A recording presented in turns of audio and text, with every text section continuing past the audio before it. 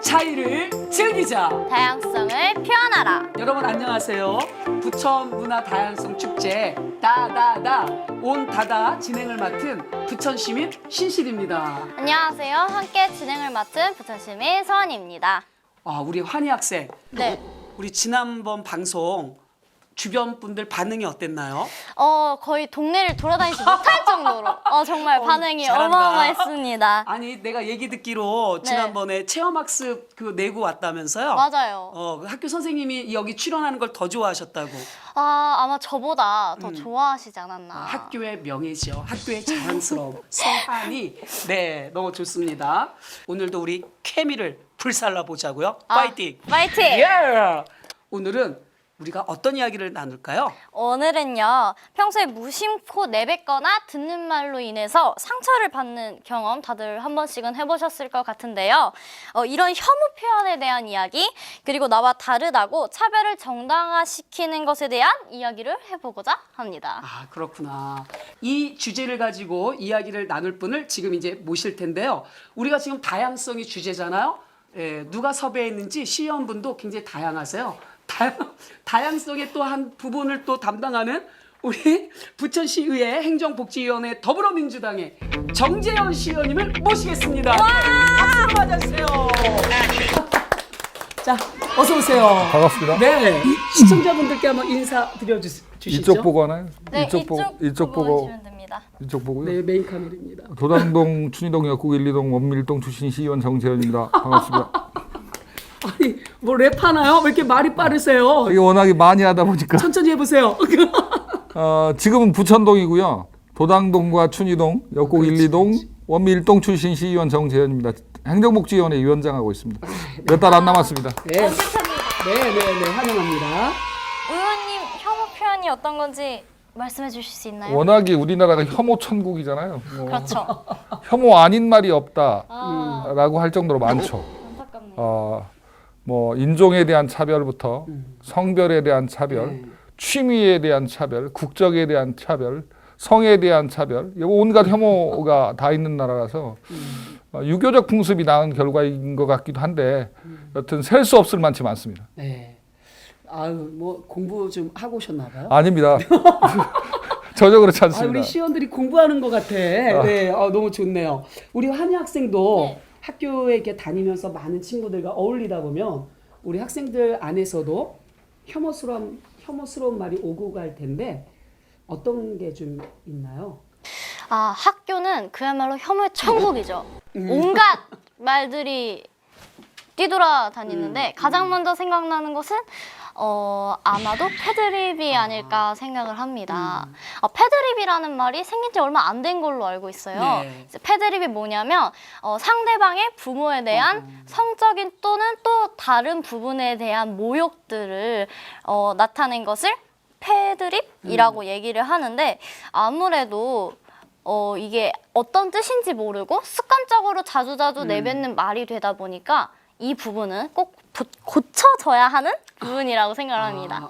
그럼 학교뿐만 아니고 사회도 많잖아요. 혐오 표현은. 네. 그리고 일반 사회나 혹은 어른들이 훨씬 더 양산한 게 많을 거거든요. 전 청년들이나 청소년들이 더 많다고 생각 안 합니다. 그러니까 우리 어른들이 일상으로 하는 혐오 표현들이 훨씬 더 많고 그리고 차별을 일상화했고 체득화한 사람들이기 때문에 몸속에서 말 속에서 머릿속에서 이미 차별이 존재하고 그 차별을 혐오로 표현하고 있기 때문에 실제로는 그것에 영향에 따라서 청소년들이 겪어진 거라고 보여요. 그러니까 그것이 체득화돼서 나타나는 것이 아마 학생이 학교 다니는 학교에서 벌어지는 혐오의 현장들이라고 보여지는 거예요. 그래서 우리 사회는 전반적으로 혐오가 어디에 많이 응축돼 있다가 아니라 실제로 전 분야에 응축돼 있지만 전 분야에 고르게 나와 있지만 특히 외국인 노동자, 여성에 중점되어지고 특히나 소수인 사람들한테 중점되어지는 다중의 폭력들이 혐오로 많이 나타나는 경우가 많죠.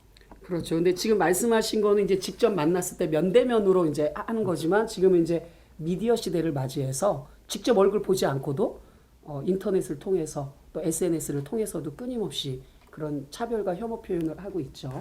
고민이 많이 돼요. 왜냐하면 언론의 자유를 주는 것과 네. 혐오 표현의 자유를 주는 문제는 또 다른 문제인데 아유, 좋은 말씀이시죠. 실명제를 하자고 하는 사람들은 혐오 표현을 반대하기 위해서 하는데 또 한축으로는 언론의 자유를 막거든요. 그러니까 그런 측면에서 보면 이게 막기가 되게 애매한, 특히 인터넷 공간은 더더욱 그렇습니다. SNS 공간은 이제 비실명이 아예 서버 추적도 불가능한 상황들이 벌어지기도 하고 각종 범죄가 이어지기도 네. 하고 그래서 저는 개인적으로는 사회적 계몽이 일어나 사람들 생각이 바뀌지 않나 이건 네. 해결 가능성이 없다고 봅니다. 저 여기서 잠깐 생각나는 다큐멘터리가 있는데 그래요. 돌발 질문. 네.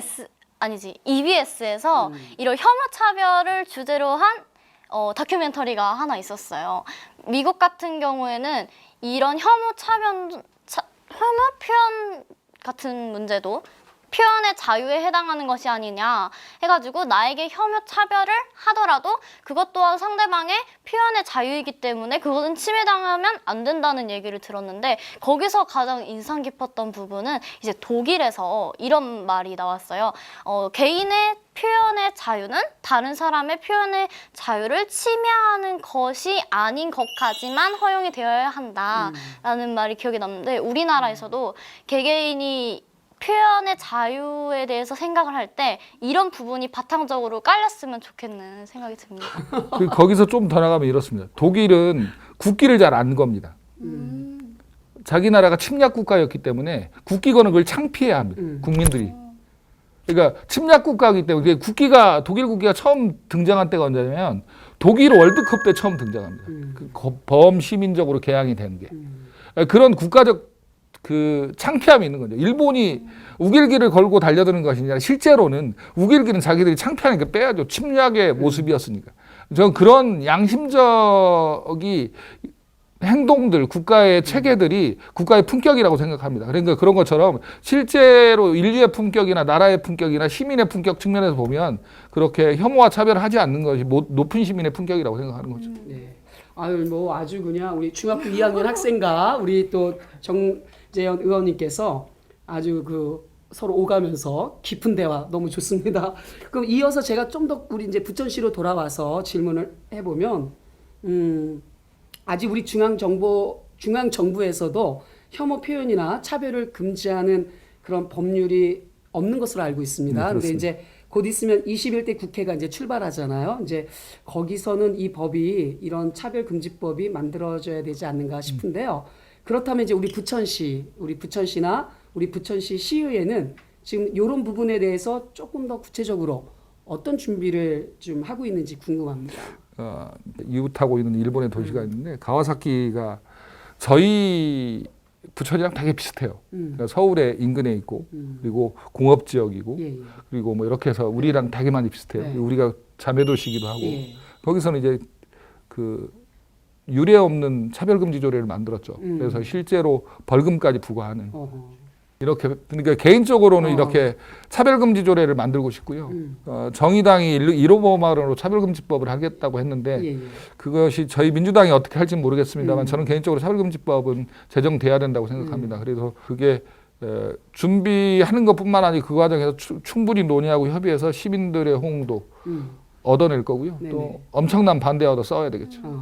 그래서 좀 전에 말씀하실 때 뭐 제가 이제 우리 시의회에서는 어떤 준비를 하고 있느냐 할 때 그건 모르겠고 이제 개인의 말씀하셨는데 그럼 시의회는 지금 이 부분에 대해서 서로 논의하거나 의견 나누는 게 없다는 얘기입니다. 현재는 없습니다. 현재는 없고요. 현재는 없고 그러니까 의회는 평상시에 회의를 열긴 하지만 네네. 주제를 갖고 여는 일은 굉장히 드뭅니다. 사실은 그 조례가 올라오기 상정되기 전에 공청회 단계나 이런 단계가 시작돼야 회의를 열거나 의견을 구하거나 그러죠. 그러니까 지금은 그런 단계는 아니고요. 첫째 고민했던 단계 지난대에 공청회를 한번 해보긴 했습니다. 네네. 했는데 그 공청회 끝나고 조례는 무산됐고요. 그리고 그러고 나서 이제 다음 때 의회가 저희 대 의회가 들어왔는데 그 의회가 들어온 게 최근 일이고요. 그리고 가와사키에서 만든 것도 한두 해 전이에요. 그래서 그 과정에 저희들이 고민을 할 뿐인데 집단화하거나 이러질 않았습니다. 저는 학교에서부터 이런 인권 그리고 혐오 차별을 예방할 수 있는 교육들이 진행이 되어야 한다고 생각을 하는데요. 조례에 이런 내용들이 포함되어 있는지 말씀 부탁드립니다. 우선 이렇습니다. 그러니까 행정체계는 교육청과 시청을 달리 보고 있습니다. 그러니까 학교의 내용이 포함되려면 그 기관은 경기도 교육청이어야 돼요. 그러니까 우리는 부천 시민에게 이야기할 수는 있으되 관할의 영역이 달라서 그건 교육청의 일입니다.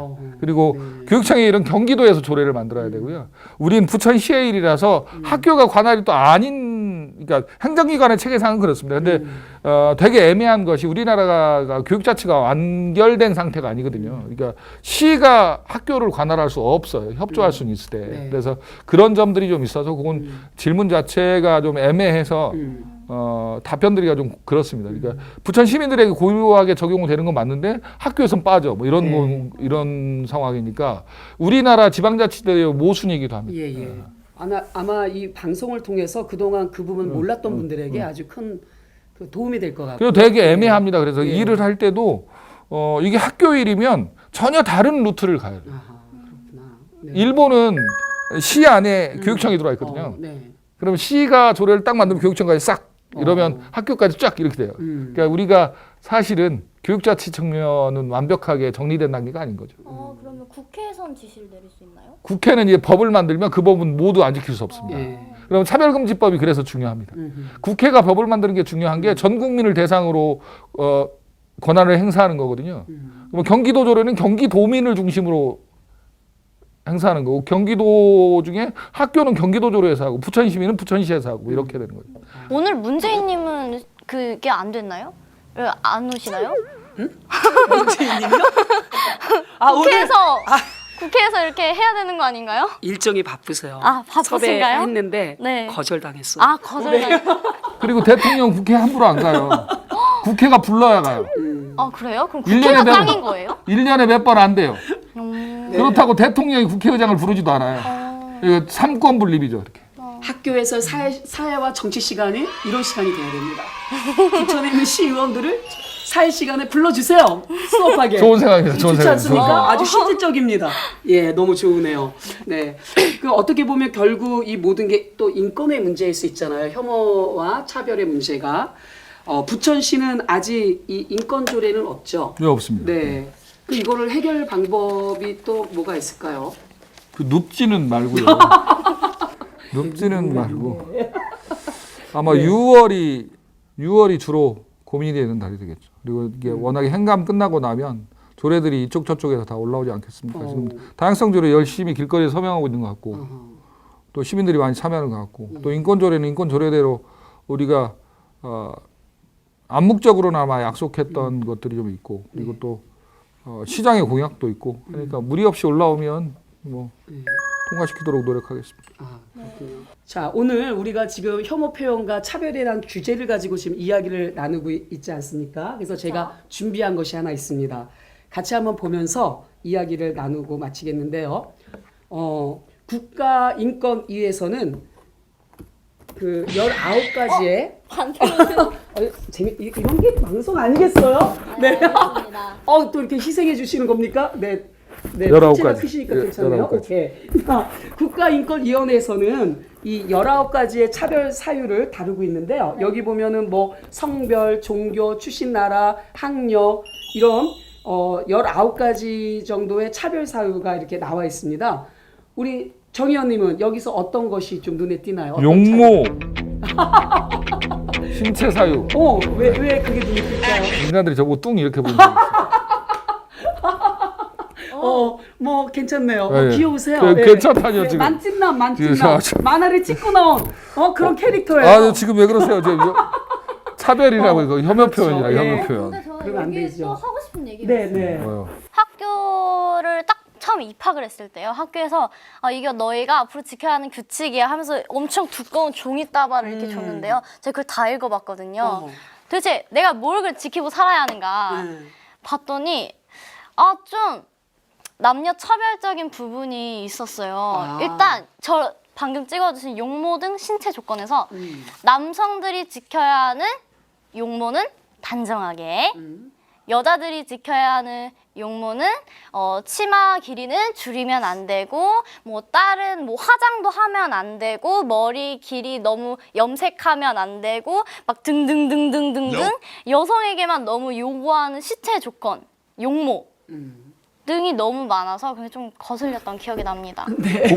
그건 요거네요. 네. 여성은 있어요. 성별 요거. 이거겠죠. 우리 환희 학생은 예. 또 19가지 차별 이게 중에서 사실은 요게 성별에 이제 의한 눈에, 차이. 예, 들어왔고, 네, 또 실제 본인이 경험한 것을 또 생생하게 이렇게 또 말씀해 주시고 너무 감사합니다. 이렇게 또 한 몸을 불살라서 또 이런 것도 들어주시고 너무 감사합니다. 오늘 우리 또 그 머슴처럼 본인이 늘 말씀하시죠. 예, 나는 머슴이다. 그렇습니까? 실제 그렇게 살려고 노력합니다. 네, 네. 그래서 어쨌든 오늘 이렇게 또 시간을 내어주셔서 또 다양한 여러 가지 말씀들 해주셔서 너무 감사드립니다.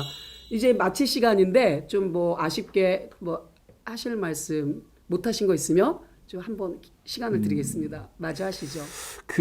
제가 사는 곳이 도당동인데요. 네. 도당동의 강남청과라는 도당 강남시장에 청과상의 아주머니 한 분 계시는데 되게 호탕하신 분인데요. 네. 그분이 벽에 이렇게 외국어를 5개국어를 써놓으세요. 얼마예요? 뭐 이런 걸 써놓으세요.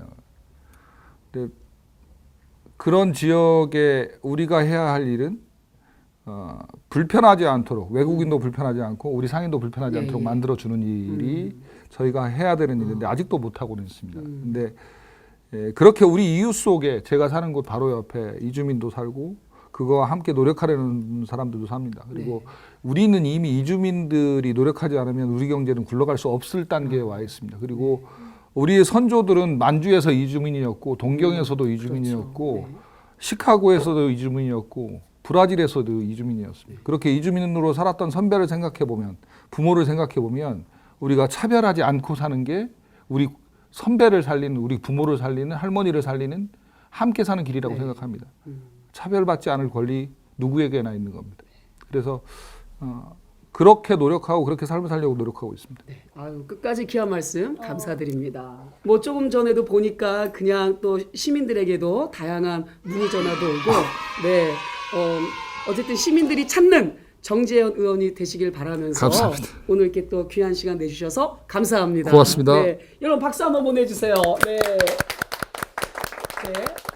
자, 그러면 우리 모두 큰 소리로 외치면서 시청자 여러분께 인사드리도록 하겠습니다. 차별받지 않을 권리는 누구에게나 있다. 감사합니다. 네, 안녕히 여러분 계세요. 안녕히 계세요. 빠이빠이.